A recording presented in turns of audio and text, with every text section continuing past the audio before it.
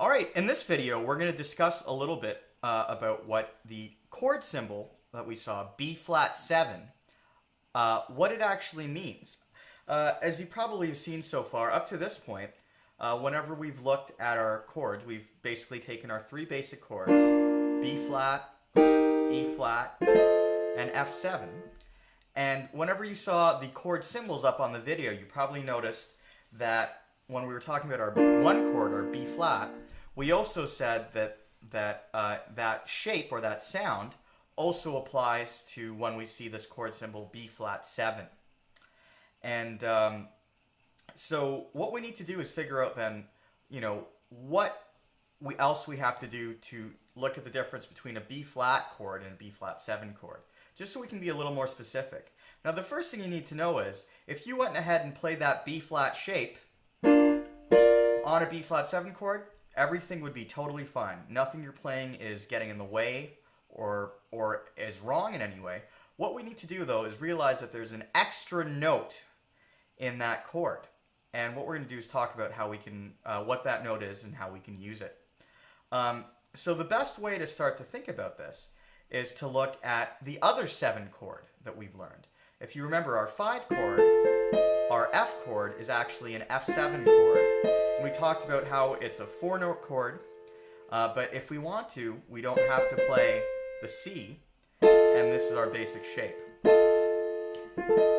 And what we can discover is that, we kind of figured out what the F7 chord was by taking the idea of moving up our B flat scale, playing our first note, or F, skipping a note, the G, playing an A, skipping the B flat, playing a C, skipping the D, and playing an E flat.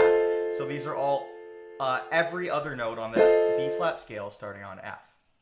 But what we need to be aware of is that 7, what it really means, it means flat 7. That's the term for it theoretically. When we see F7 means F, and that the 7th is flat. And in the case of our 5 chord, what that means is that instead of it being E natural, it's E flat, because if we think of the F major scale, not B flat major, but F major, the 7 is normally E, but because we're talking about an F dominant 7, or F flat 7, pardon me, then we get that E flat. And what we discover is that in the key of B flat, that using just the notes from our B flat scale, we just automatically get what we call an F flat 7 chord, or an F dominant 7 chord. And let's not worry too much about the name. For now, let's just call it F7. So if we take a look at our B flat chord, let's apply the same kind of thinking to it and see what we can get. And what we discover is we kind of have to break one of our rules to make sure we can make this chord properly. Now if we think about it, normally in the key of B flat, the 7th note up from B flat is an A natural in our key. 1, 2, 3, 4, 5, 6, 7.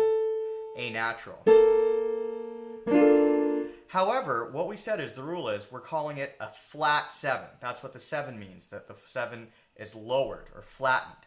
So what we have to do is realize that to play a B flat 7 chord, we have to actually take this A and turn it into an A flat. And what that does is it means we're taking a note that's not in the key of B flat major. And what we end up with is we end up with our regular B flat chord, or one chord, B flat, D, and F, with an A flat on the top. And that is a B flat 7 chord.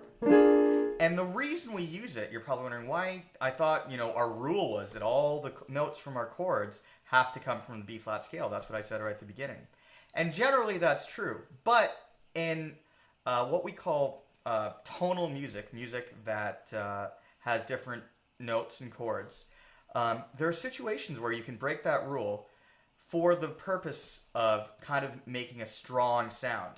And that the reason we have that B flat 7 is, if you think about it, when we see it in our tune, when we were trying to check out our tune, you might have noticed that that B flat 7 only happened once, and it always was followed by an E flat chord.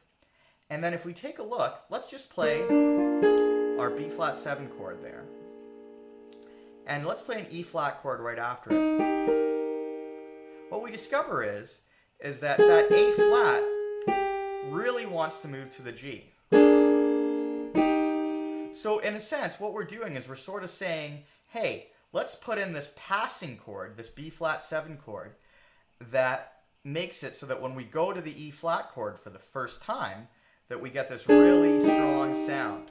And I don't want to get into too much theoretical detail, but I just wanted to give you a short explanation as to why we're kind of breaking our rule and playing a chord with a note that doesn't have, that's not in our B flat scale.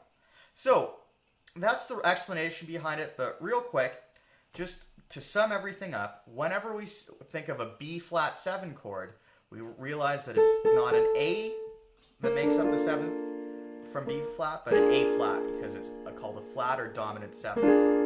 And that the reason it's there is because it leads nicely to our 4 chord, our E flat chord. So real quick, our B flat 7 chord, I'm going to put this chord symbol up on the screen.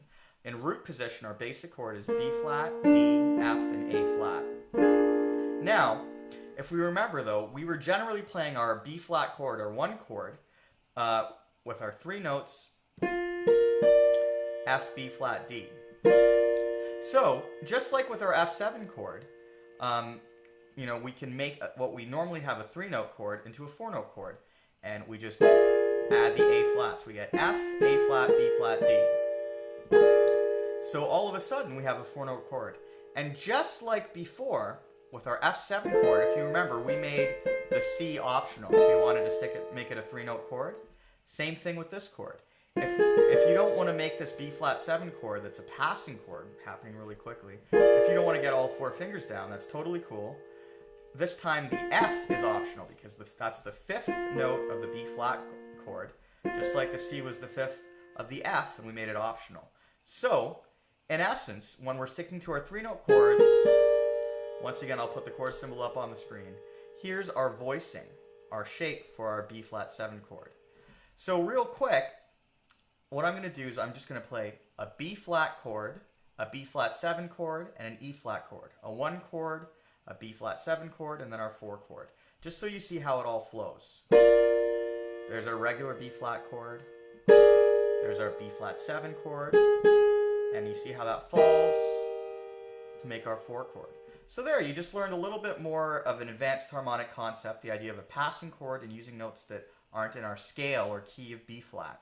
And the next few videos are basically going to show, you know, me demonstrating in the context of the chord progression for our tune. You're now going to see that that passing chord happen. So now you know what that is. Now you know why that B flat symbol is there. And yeah, and if it's not making any sense, check out the video again, watch it a few times, and then you'll be good to go. So in the next few videos, what we're going to do is we're going to take a look at the idea of actually seeing if we can look at some examples of taking these chords that we've learned and playing them in our tune. All right.